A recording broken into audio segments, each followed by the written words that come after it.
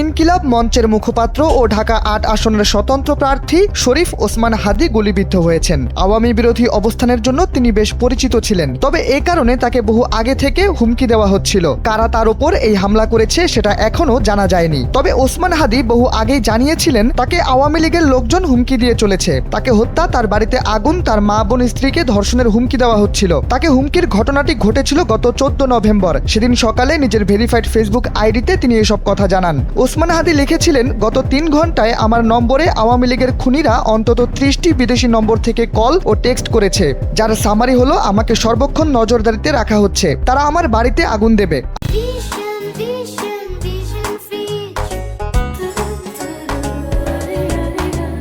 আমার মা বোন ও স্ত্রীকে ধর্ষণ করবে এবং আমাকে হত্যা করবে। 14,000 শহীদের রক্তের ঋণ মেটাতে কেবল আমার বাড়িঘর না, যদি আমাকেও জ্বালিয়ে দেওয়া হয়, ইনসাফের এই লড়াই হতে আমি এক চুলো নড়ব না ইনশাল্লাহ। এরপর তিনি বলেন, আমার পরিবার ও আমার কলিজার সহযোদ্ধাকে আল্লাহ তাআলার কুদরতি কদমে সোপর্দ করলাম। শেষ নিঃশ্বাস পর্যন্ত আমাদের লড়াই চলবে, হাসবি আল্লাহ।